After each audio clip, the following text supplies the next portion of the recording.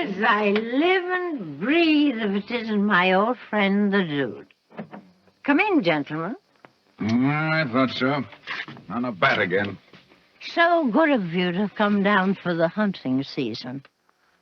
Everyone always comes down for the hunting season. Dude, let's get out of here. Every time she gets crocked, she starts pulling that society stuff.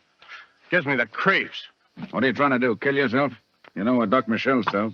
This stuff will poison you. Hey, dude, get a load of this. This must be the daughter them panhandlers was yapping about. Yeah, you haven't met my daughter, have you? She's coming over here to visit me. Isn't she lovely? She's coming over here with the Count. She's going to marry the Count's son. That's the kind of people I associate with. Funny, isn't it? Say, dude, she thinks I'm in high society. Wait till she gets a look at me.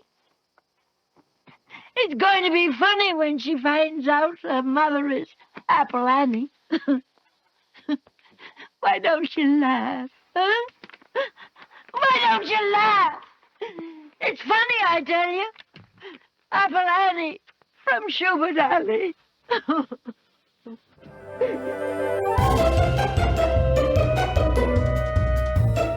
Hello, I'm film historian Tony Maeda. And I'm Brad Shreve, who's just a guy who likes movies. We discuss movies and television from Hollywood's golden age. We go behind the scenes and share our opinions, too. And of course, being the average guy, my opinions are the ones that matter. As does your self-delusion. Welcome to Going Hollywood. Shut up, you pasty-faced palookas! Tony, before we begin, I got to stop and tell you, you look fabulous. You're so refreshed. You're so refreshed. Did you go somewhere? Well, thank you so much, Brad. Yes, I did, as a matter of fact. You know what? I just got back. I went down to the shore with some friends. I think you might know a couple of them. I met Palm Springs Paulie and Big Mike and Pool Boy. Oh, you know, who else was there? Rudely Johnston. Do you know him? Do you know Rudely Johnston? Oh, who doesn't? Oh, yeah. Oh, but you know, guess who showed up at the end in trouble like always? Annie. No, Banana Barbara. She's always in trouble with she's always got something going on, some kind of scheme going on. So she came in and we had to help her out. It was nuts. But I had a great time. But I'm telling you one thing, I am not going to go traveling with Big Mike anymore because he just gets me in all kinds of trouble. That's all I'm saying right now about that. That is a ragtag group of friends that you have. I bet you picked them up on the LA streets. Sounds a little bit like a Damon Runyon group of people, doesn't it? Cast of characters. You mean the one they made today's movie about? Lady for a Day from 1933? Hey, you just took my job there, buddy. Hey, what is it? Yes, everybody. That was a little shout out to our film for today, Lady for a Day from Columbia in 1933, because it's based on a Damon Runyon story. And anybody who knows Guys and Dolls, anybody who knows The Big Street knows that's what Damon, or anybody who knows Lady for a Day, or the short story that Lady for a Day is based on, Madame La Gimp, knows that's how he does his characters. So that was a little fun little thing we just did for you there. Because I don't know Rudely Johnston. I don't. I wish I did, but I don't. I want to read the short story because I love the story itself. And it's a short story, so it's something I should be able to fit in. I look forward to it. And I also want to talk about is it 62 or 63 that they did Pocketful of Miracles? Pocketful of Miracles, I think it's 61. It's neither. We won't get too into it. I want to talk a little bit because I can't tell you which one I preferred. Before we go any further, we need to say something about there might be some issues with Brad's sound right now. We're having some technical difficulties. It sounds pretty good to me. So, yeah, it sounded good to us, but I just want to let everybody know that so they're not like trying to adjust their phone and going, why is Brad sound different?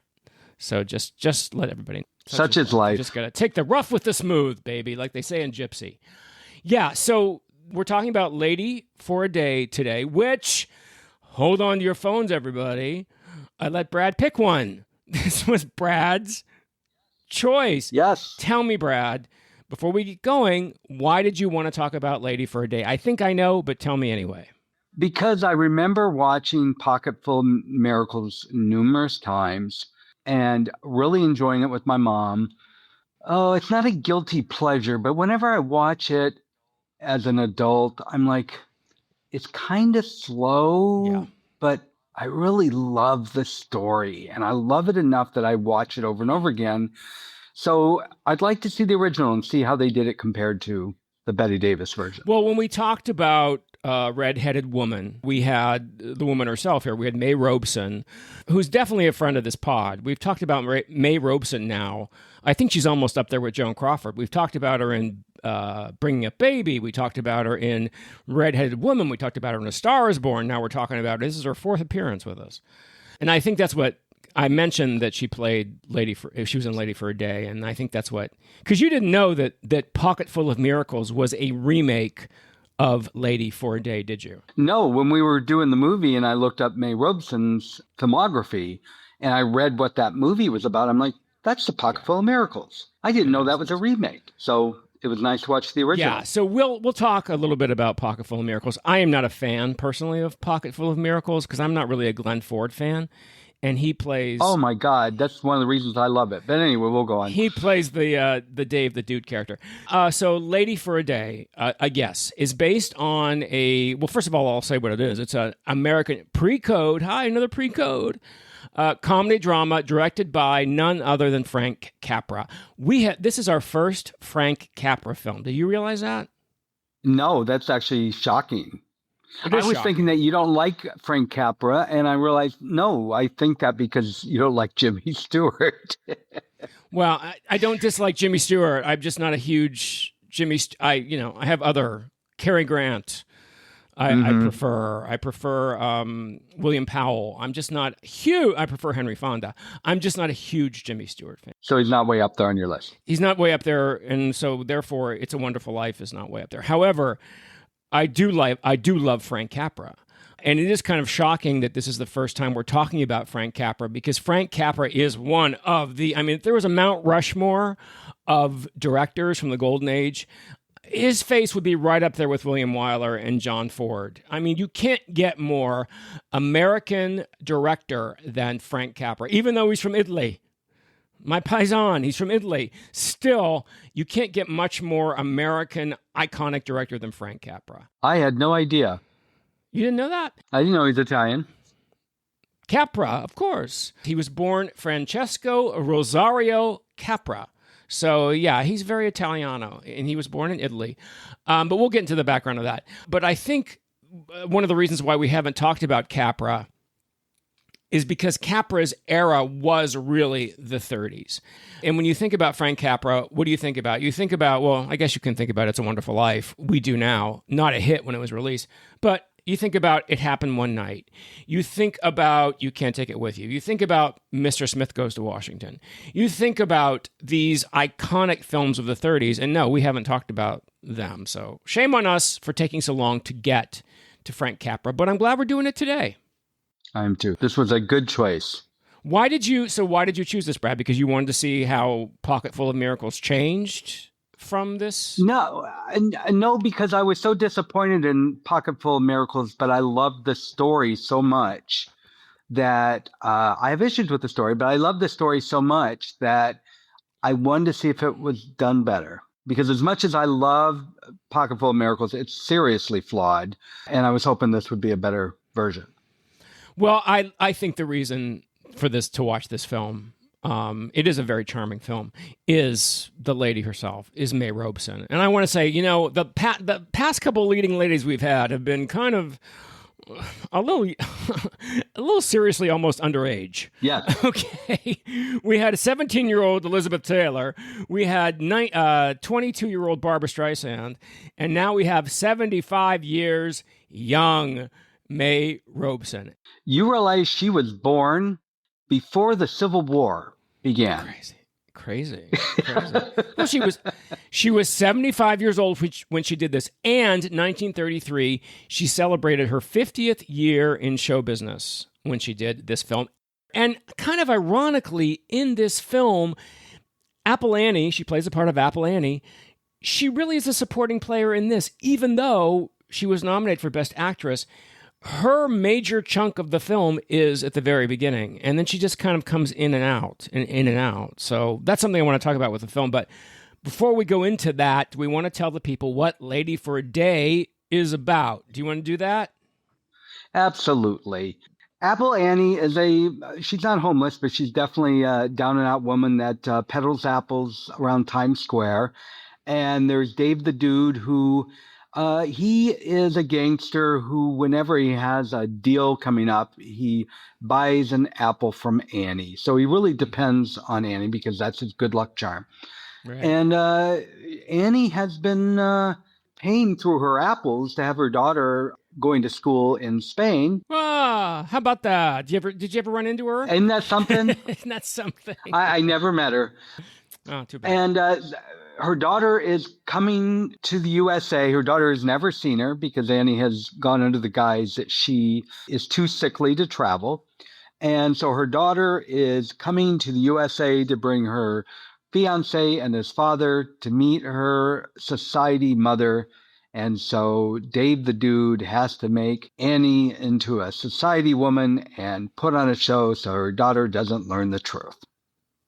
Yes, that's it exactly. The gangster Dave the Dude and his group of helpers stage this whole elaborate deception to make Apple Annie into Lady for a Day. That's where the title comes from. And obviously comedy ensues. Comedy and drama. It's a comedy. Yes, there is. It's equal. It's a comedy drama. It is indeed a pre-code film. However, this is one instance in which we're not going to say, there are some things we'll talk about that probably would not have flown after the code came down. However, this doesn't have the plot of Babyface. This doesn't have the plot of... And he wasn't screwing every gangster in town. No. Exactly. She's a 75-year-old apple seller. So she's definitely... There are some questions about if this film was to be made after 1934, because we get the hints that Annie's daughter, she probably had her out of wedlock. She probably was not married when she had her daughter and sent her to live in this convent in Spain. And also, the treatment of the gangsters probably would not have been as... they probably wouldn't have treated the gangsters so magnanimously. Yes. In this film, if this was after 1934. So thank God it's not. It's a pre-code. Fantastic. There's a couple other things, but they're really tame. We'll probably get into them. So this is the unusual pre-code film we're talking about, in which the heroine is not sleeping her way to the top. But anyway, so Brad hit the points again, based on a short story called Madame La Gimp by Damon Runyon. Damon Runyon also wrote, as I said, Guys and Dolls, which is not the name of the story, is called The Idol of Sarah Brown, I believe. If I'm wrong, don't hate me. I believe that's what the story is called that Guys and Dolls is based on. But we're not talking about Guys and Dolls. So this film, again, nominated for 4 Academy Awards. This was really the first important success for Frank Capra and Columbia Pictures. 4 Oscar nominations: Best Picture, Best Director, Best Actress, and Best Adapted Screenplay. The screenplay was by one of Capra's stalwart colleagues, Robert Riskin. He wrote so many Capra films. 1 year after this, Capra got all the marbles, because the year after this was the iconic Screwball, It Happened One Night, in which won everything. One film, one director, one actor, one actress, just off the charts. This was the year before. But this was very important to Capra's career and to Columbia Studios, because this was really their first big splash as a studio. Yeah, they made not a small chunk of change for that time period. Huge. No, they didn't. So also in line with the marvelous Mae Robson as Apple Annie, we said some of these actors we have Warren William, who plays Dave the Dude. And as I just was doing at our beginning, all of Capra's All of Runyon's characters have these kind of adjectives. I think that's an adjective, applied to their names. So we have Warren William as Dave the Dude. We have the wonderful Guy Kabee as Henry Blake. Glenda Farrell as Missouri Martin. Ned Sparks, my favorite character, as Happy McGuire. We have Gene Parker as Annie's daughter Louise. Barry Norton as Carlos, Walter Connolly as Count Romero, and finally, Nat Pendleton as Shakespeare. The handful of these are all part of Dave the Dude's entourage, basically, his gang of gangsters. And I think we should talk to people about what a dude is, because people might be confused by this. It's not Dave the Dude as in, hey, dude, like we think of now, okay? It's not a surfer dude. A dude, back before, surfers took it over and it became part of the nomenclature in Southern California, a dude was like a city slicker. A dude was like a dandy. A dude was a guy who looked good and was sharp and might be a little, sleazy. So that is what a dude is. So his name is Dave the Dude, and he is a dude for sure in that respect. And as you're listing off those names, it came to me, I'm like, you could be listing off characters from Goodfellas because they all had nicknames. It's that New York, it's that Damon Runyon New Yorkese. That's the whole, it's the same thing. Everybody with their nicknames. Lucky Luciano. His name wasn't Lucky. Yeah. That wasn't his first name. You know what I'm saying? Yep. So should we go to what your thoughts are on this, Brad? How you felt about this before we go into the background and all that stuff we do? Yeah, my feelings are really mixed. I will say I definitely think it's a better film than Pocketful of Miracles. I'm going to try not to base it on that, but it stands out for that reason, because I will tell you, Mae Robson just knocks it out of the park. She is wonderful as Apple Annie, far better than Betty Davis was as Apple Annie. She's actually the most difficult part of the movie because she really doesn't have that many funny lines, if I can think of any. Hers are pretty tragic. It's everybody around her that's funny, trying to make things better for her. But she is funny in it. That's the thing. She's a funny character, Apple Annie is, but she's also a tragic character because most definitely. She's I hate to use the word drunk, but that's what she is. And they show her drinking, even though the doctor told her it would kill her. She is, she lives in a flat on, we think probably down by the wharf. She sells apples for a living to make her living and basically put her daughter through this convent in Spain to take care of her daughter. And what's amazing about Mae Robson in this, and I think in her interpretation of Apple Annie, and this is just in the beginning part of the film, because as I said, in the second part of the film, once the plan's underway and she becomes a lady, we kind of lose all personality here. She's suddenly not that interesting anymore. She's actually not even in it that much, really. She's not talked about a lot. She becomes a supporting character. That's why William has the top billing, just like Glenn Ford had top billing in Pocketful of Miracles. Annie's character she sets the stage, but everything else is around Dave and the gang. Yeah, she barely becomes a supporting player. Once she becomes a lady, it's kind of like My Fair Lady. It's kind of like the most interesting part of My Fair Lady is before she becomes a lady. But what's unfortunate about this film and Pocketful of Miracles is we don't see the process at all of Annie becoming a lady. She suddenly gets a makeover with a very, very funny, a very funny group of people. One guy in particular who's very funny, has no lines, but he's hysterically funny in his looks. We have our gay character right there. She just gets a makeover and suddenly her manners completely changed. She's completely, she's suddenly gracious and calm. Before she gets that makeover, she is a tough broad. She turns on a dime. She's irritable. She'll say something funny one minute and then she'll scream the next. I mean, actually, that's what I love about Mae Robson's performance is that she really makes Annie a live wire in the first part of this. She's unpredictable in the first part of this movie. You don't know what way she's coming from, and that's realistic. And she also doesn't play the alcoholism for laughs. It's a very, very sad thing when she's writing her daughter her letter and she's drinking the gin to get through it because she feels so horrible about herself. That and her desperation when she can't get the letter, when she reads the letter and she collapses in Times Square. I mean, she's tragic, but Yes. you don't watch it and say, wow, this is a sad movie. I mean, it has sad moments, but No, that's what's so wonderful about Robson's performance is she's believable as the funny Apple Annie, and she's also believable as the gut-wrenchingly tragic Apple Annie. She gets that letter from her daughter saying her daughter's going to come and see her, and she does. She collapses on the street, and it's so sad and moving, and it's not played for laughs at all. It's tragic. And then you get the sense of gratitude she has for Dave the Dude and all these people who are going to help her. It's so heartwarming. It's in her. It's just it's a wonderful performance.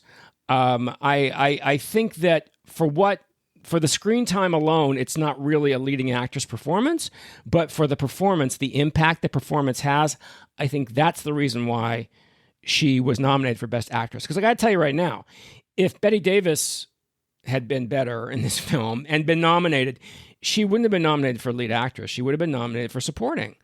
It's not a leading part, even though the film's called Lady for a Day. But Mae Robson is so good and so impactful in those scenes that suddenly she becomes the lead actress in this film. And not for nothing, by the way, just a small detail here, the Best Supporting Acting category didn't exist yet. It wouldn't have been created for another 3 years. So if Mae Robson was going to be nominated for anything, she would have been nominated for Best Actress. So there you go. So Brad, what else did you like about this film? I really liked the pace. It kept me engaged. It was moving. I never got bored. But I didn't like Warren William. I found his character very dull. I don't know what he's like in other movies. I know he's done a lot of swarthy characters. Yeah. But in this film, he just was like, whatever. And I didn't feel like there was enough of the interesting background characters. Really? You didn't find like Harry the Horse? You didn't find them colorful and amusing? Oh, they were definitely colorful and amusing, but not as much as I expected. And, again, my expectations were there. I don't think the cast can match Pocketful of Miracles. Like I said, I love Glenn Ford. I know you don't. Peter Falk was amazing. Yeah, Oscar nominated. I'm not going to go down the whole list of that. I just felt like it was a better cast. They were more interesting to me. What I liked about this film is that I really felt like I was in New York. I didn't feel like I was on a set. There were a couple scenes you could tell they were on a set, but that's because, like, doing the show, I'm searching for stuff like that. It just, as implausible as the story is, and I only bring that up because I read so many critic reviews from that time that said that, you ride with it and it doesn't feel implausible. I will tell you, I don't like the ending.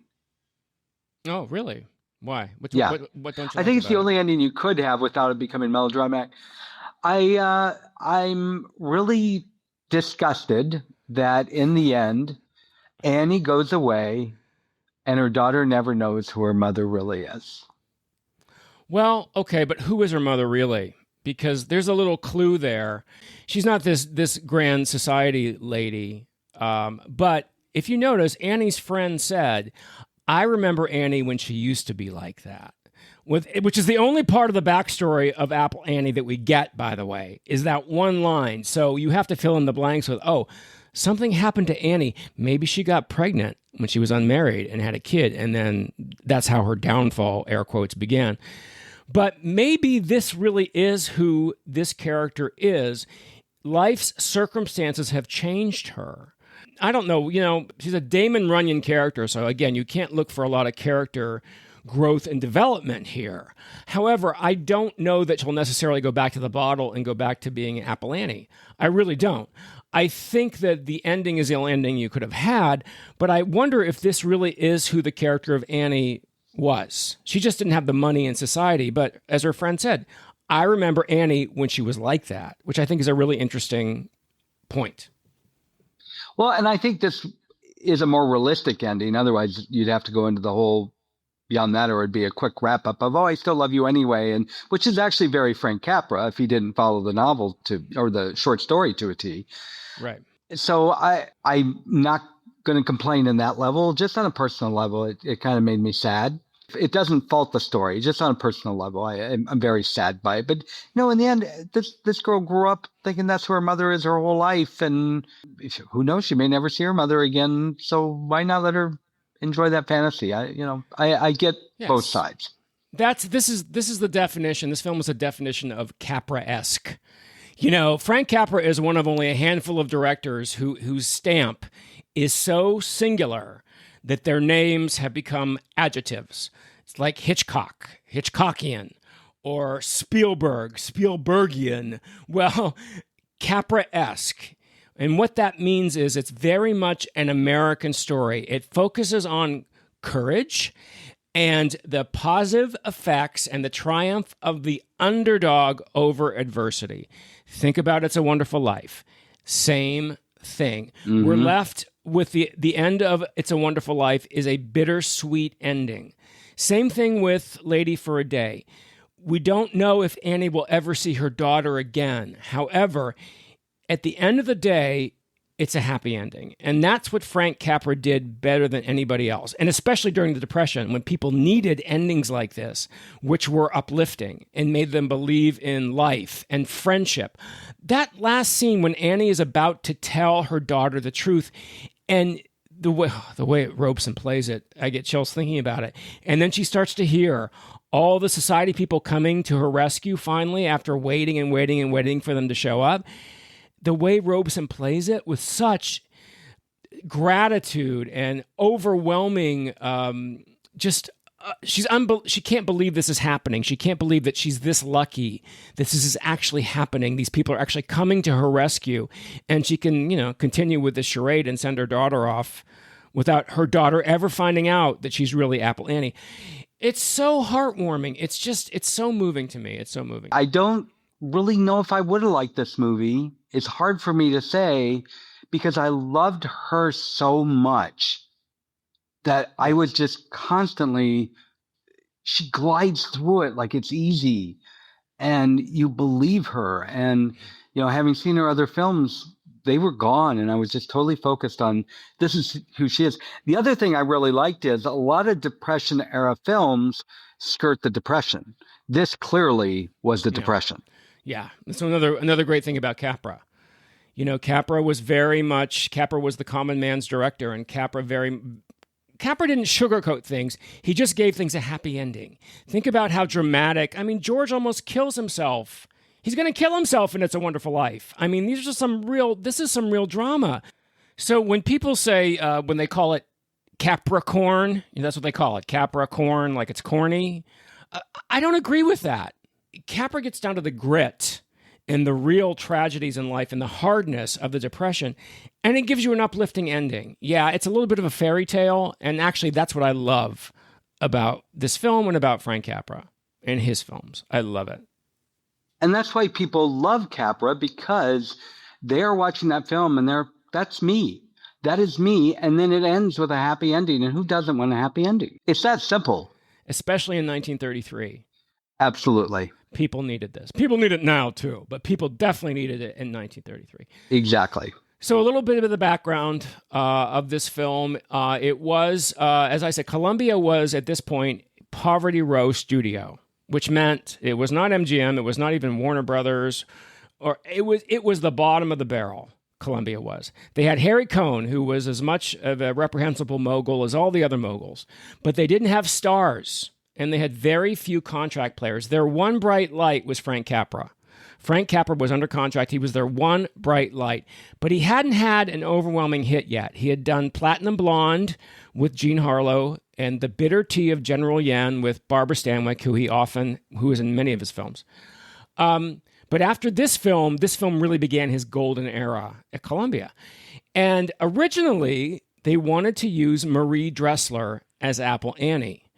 Now, for anyone who doesn't know who Marie Dressler is, Marie Dressler was one of the biggest stars in the world at this time.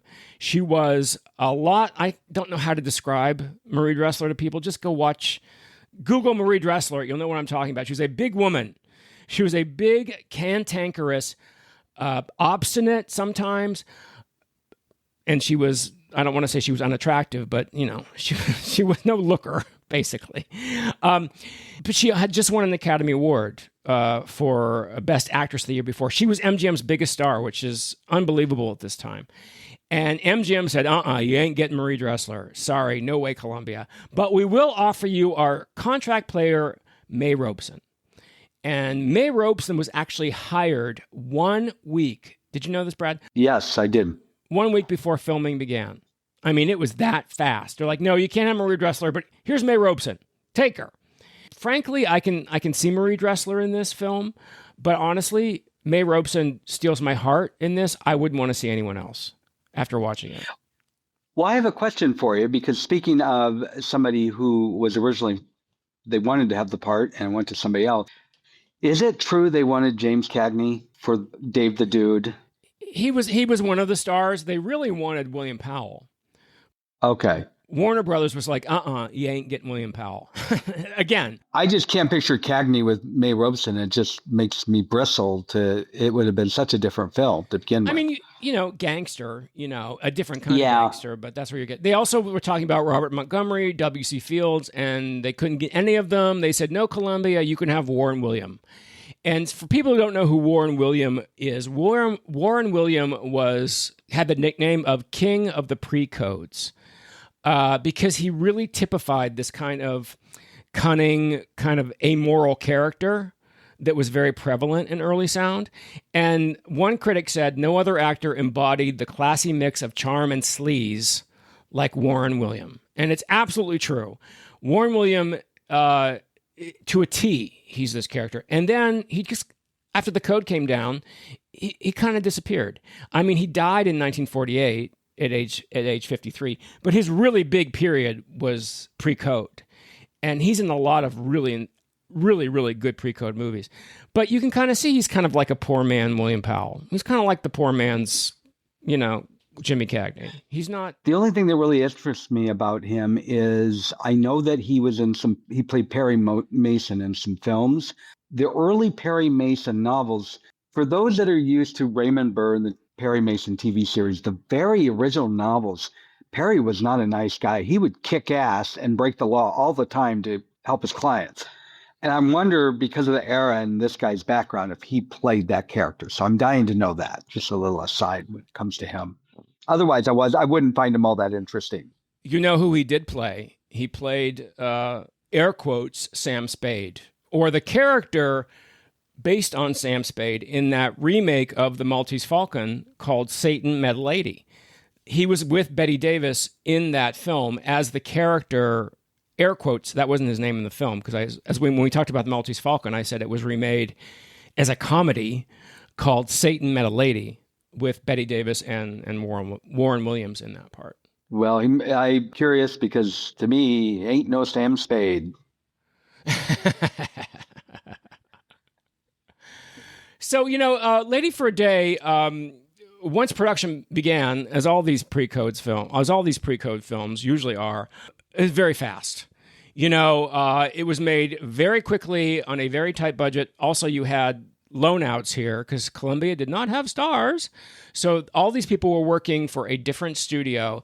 And I guess what I want to say about this film is to me, and this is my opinion about this film, Mae Robson is the reason to watch this film.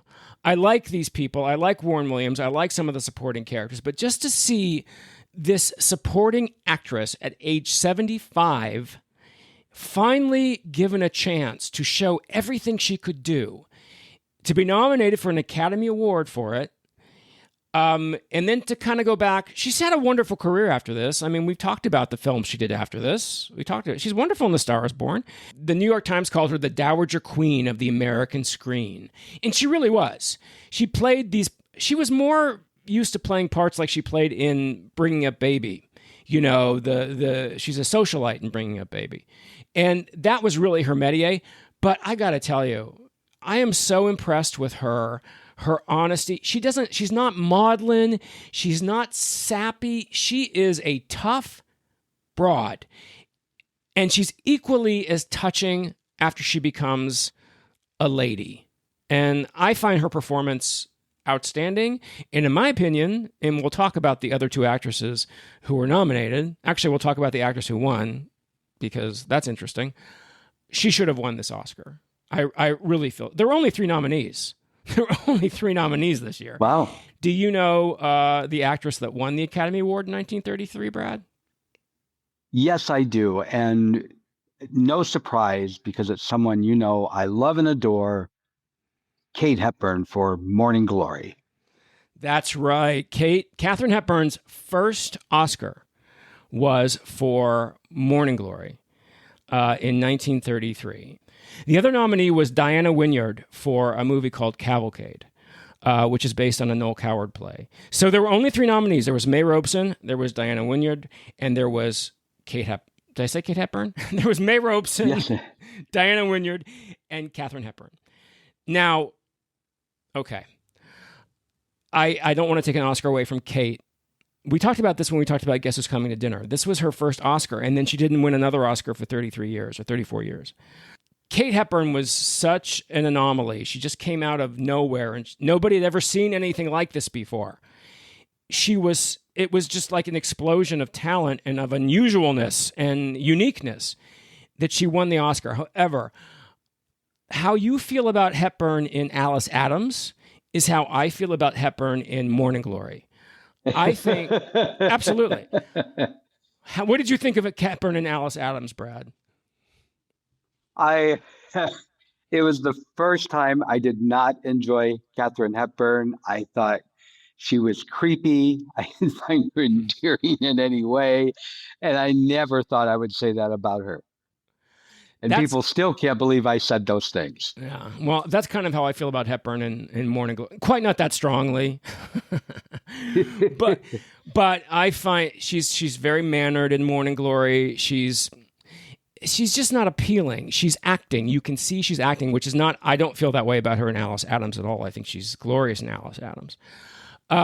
And when I think about the fact that Mae Robson, who only had one shot at this, and how wonderful it would have been for her to get this Oscar. It makes me very sad. It doesn't make me incredibly sad because she still had a wonderful career. But I just think that she's, for what Mae Robson is given in this film, I think she is, there'd be no reason to watch this film, in my opinion, without Mae Robson. And I think it bears itself out, in my opinion, in Pocket Full of Miracles, which I find to be one big snooze fest. Yes, yeah, there are movies Tony doesn't like.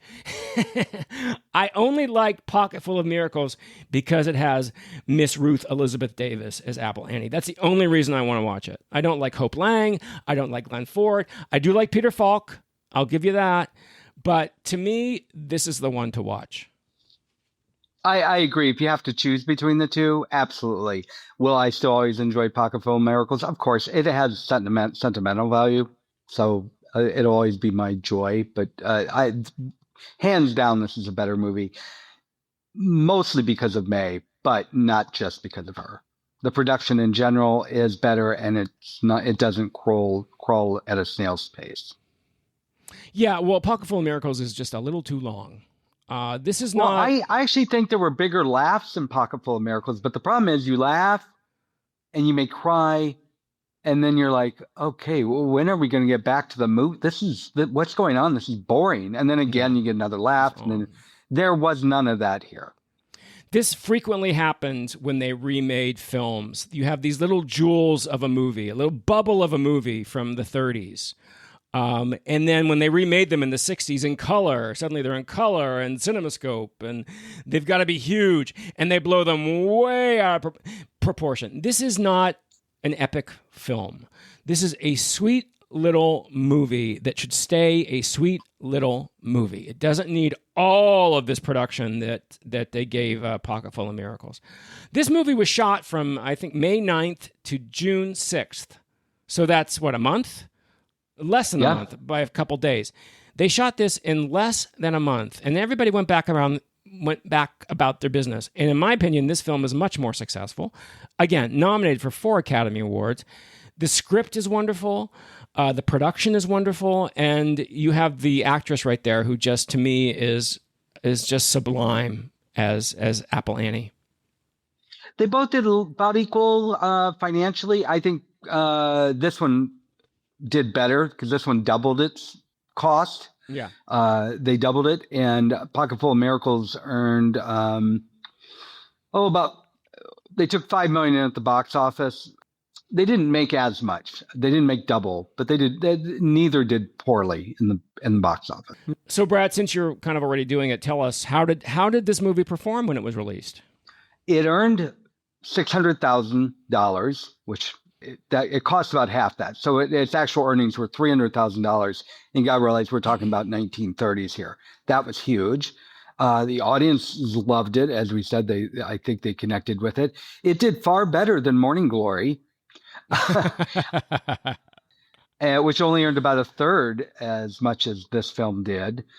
Critics were mixed on it. Overall, they really liked it. Again, I heard over and over again, it's not believable. But in the end, it was good. It sounds like a Siskel and Ebert kind of review. Okay. In addition to the reviews back then, critics today did really well on Rotten Tomatoes. It has a 100% rating. However, that's only an aggregate of 11 reviews. And I didn't look and see what years those or what industry those critics were from. The audience score, though, is 79. So not bad for an old film from the 30s when you consider so many people won't even watch one. No, and that bothers me. Oh, duh, big surprise.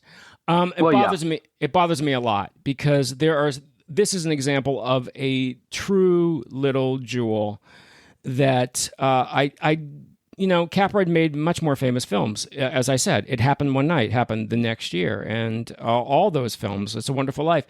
This film is just a little jewel of a movie that it's not asking a lot of you. All it's asking is that you be entertained and you be moved. Yep. The ending of this film is so moving. And I don't know what, you really, honest to God, at this time in 1933, with everything that was going on in this country, that's all audiences wanted. They wanted to escape. They wanted to feel good about their lives, many of which were not that far removed from what Apple Annie was doing. So it's uplifting. It's heartwarming as hell. I love this movie. I think that if you want to have, and it's not that long, if you just want to have a really wonderful, uplifting experience with a film, watch this movie. Just for Mae Robson alone, just so you know who Mae Robson is and why she was such a wonderful, wonderful actress. She died in the early 40s, so she wasn't around that much longer. She was 75 when she started this movie. So she did some wonderful, wonderful work, but without a doubt, in my opinion, Lady for a Day, her crowning achievement. Hands down, I agree. And, I feel like I always have to find things to pick it apart. And despite you hearing me say those things, go see that. Just watch it. It's easy to find. I watched it on YouTube and numerous channels, and normally I won't do that, but they were there in many channels, and they all said that it was public domain now. Which, adding that up, I don't know, but maybe it is, and so I felt comfortable doing so. I thought you had to wait 100 years, but I know it used to be less, so maybe it was released before the law changed. I think it's fine. There is one apocryphal, perhaps. I don't know, it might be apocryphal.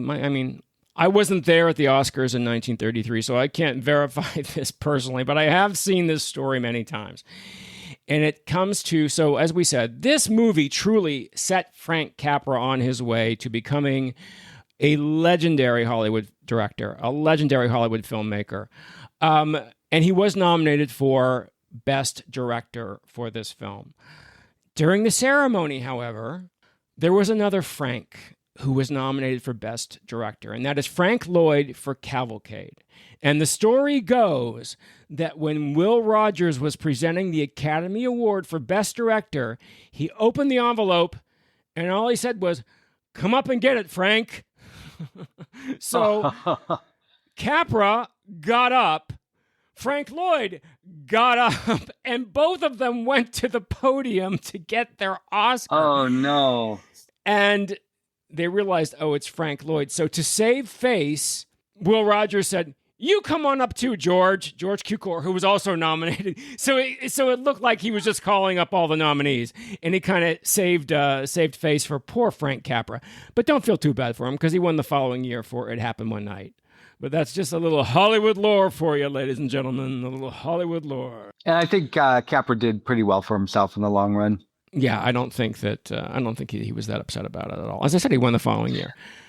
So a missed opportunity in this film, which you touched on, is the fact that we saw Annie, escorted with 24 women and the gay gentleman into the next room, and then she comes out not only looking high society, which she did, she looked very glamorous, but she had an air, and when you put on nice clothes, you do have a different about you, but she was a whole different person. And I think a missed opportunity, and again, it would have been a whole different film though, or a longer film, is us to laugh at the process of them taking this woman from the streets and making her this elegant woman. But as you said, it's also hinted that she'd been there before, and we can say, okay, that's why she clicked into it so quickly. No, I think we talked about that. I think that was a missed opportunity. Like in My Fair Lady, it would have been funny to see the process, but I believe they covered their asses when they said that's the way she used to be. So this was obviously a part of her that she was just reclaiming. So, yep. Well, that was Lady for a Day, but we ain't done, ladies and gentlemen, because I love this, Brad. We got a voicemail message, didn't we? Yes, we love when we get them, and we love to share them. So please, I'm going to tell them before you start how to do that. In the show notes, I believe it's at the top. I should check before I say this every week. It says text or leave a voicemail. If you click on that button, it'll send you a link, and you can choose which one you want to do. Please do either. We love to get them. And if you leave a voicemail, we will play on the show, unless you say don't do it. Hello, boys. Stephanie here. I love you. I love the show. I love the history. I love the education. I love the friendship you guys have. I love it. Did I say that? Okay. I have a weird, well, no, not weird. Okay. I love these two movies. First one, People Will Talk, Cary Grant, 1951. I thought I had seen all the movies. I hadn't. That one was fantastic. Then Barbara Stanwyck, 1950, No Man of Her Own. That one was great, and I hadn't seen that one in a long time. Thank you, Stephanie. Thank you, Stephanie. That was very sweet. Thank you for leaving that. That is very sweet. We love uplifting things about us, and we certainly love suggestions. We always get good ones. Now, we've heard from Stephanie before. Do you know where she's from? No, I have no idea. Stephanie, next time let us know. I'm curious. No, we have heard from Stephanie before, so I apologize. I don't have it in front of me. But yes, thank you, Stephanie. Thank you for leaving that. And I also believe our survey is over, isn't it, Brad? And do we want to tell the people a little bit about what we learned from this survey? First of all, thank you, because a lot of podcasts ask for surveys and they don't get a huge response. Thank you. We got a great response from folks. We're happy to hear that you folks are really happy with the show. And the results were pretty concrete. I mean, I can tell you, people mentioned different eras, but almost every single person said the 30s and the 40s. That's amazing. Hands down, almost. Actually, I wouldn't be surprised if it was every single person said the 30s and 40s. They may have listed other decades, but that was in there. Genres, number one was comedy, then drama, mystery, suspense, and rom-com. The most popular series category, which we've talked about doing, and we are definitely going to do, without a doubt, across the board, swan songs. Yay, yay, yay! I love that. And we already have one planned. So we already coming have up. Planned. After that, no surprise, because we've done a lot of best actresses. So I'm not surprised that best actors was number 2. Actresses that came frequently mentioned. Some of them we've done a lot of, but I'll mention them again. Joan Crawford, Bette Davis, Barbara Stanwyck, Jean Harlow, Vivian Leigh, Ava Gardner, and so on. Mm-hmm. Actors that were mentioned were Cary Grant, Clark Gable, Tyrone Power, Gary Cooper, Rod Taylor. Ooh. And directors that were repeatedly mentioned were Billy Wilder, Charlie Chaplin, James Whale, David Lean, and Robert Aldrich. Wow. Lastly, I will go over film that listeners wanted to hear.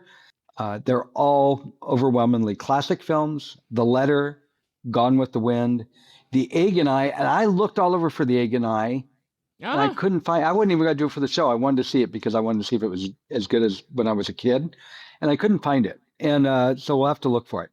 A Tree Grows in Brooklyn, The Best Years of Our Lives. It's been a while since that one. And The Prime of Gene Brody and others.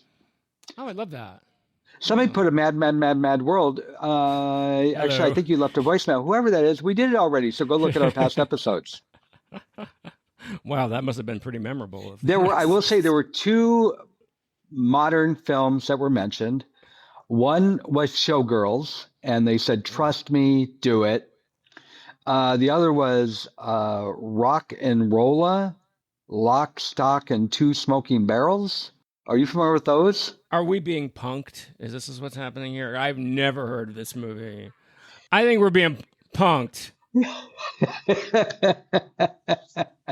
Well, that's great. I'm excited about so many of those. And so many of those we've already decided to do. We need to do another Barbara Stanwyck. We haven't done a lot of Barbara Stanwyck, so that's coming up. We've also had some requests for some of those for a Tyrone Power movie, which is coming up. Someone requested that. I won't say what it is, but we got to do it because of who it came from. And those are some great suggestions. I'm very excited about that. I'm very excited about these series. I'm actually excited because it is so much of what we talked about. Clearly, people are on the same wavelength, which makes sense because that's why they listen to the show. If they weren't, they'd go listen to something else. I was really surprised that the 30s and 40s were so overwhelming. Yeah, it gives me a lot of gratitude for that. A lot of Yes, I'm happy to see it. But we will continue to do other decades, folks. If you like other decades, we won't be only stuck in the 30s and 40s. No, but it's gratifying. That's the word I was looking for. It's gratifying because it just makes me believe that you people have incredible taste. And we're going to focus more on the 30s and 40s because I want to do that too. I agree with you. I do. Yeah, absolutely. And as I said, there were a lot of nice comments, which I'll send over to you. We won't bore everybody, but they were very kind. Good. I'm glad. Well, is there anything else you want to say about anything at all? The movie? Yes. Now that the survey is over, we still want to hear from you, and there are many ways to do it. The best way is Apple or Spotify or whatever podcast app you're listening to. Rate and review this podcast. Most of them have a button right there where you can do it because that tells others you enjoy the show. And even if they don't read your review, which hopefully they will, they'll see the number of stars and they'll say, "Oh, I should listen to that show." And also, we want to hear from you still. As I said, there was the text message or the voicemail. The other way is our email address, which is goinghollywoodpod@gmail.com. Thank you. Thank you for doing that. Thank you, everybody. This was a lot of fun, but I got to tell you, Barcelona Brad, I have only one thing left to say, but I don't want to say it. I had so much fun talking about this film. So let's not say goodbye. Let's say au revoir. No, let's say adios. There you go. Barcelona Brad says it. Adios, everybody. I'm not from Barcelona, but anyway. That's your nickname. Goodbye, everybody.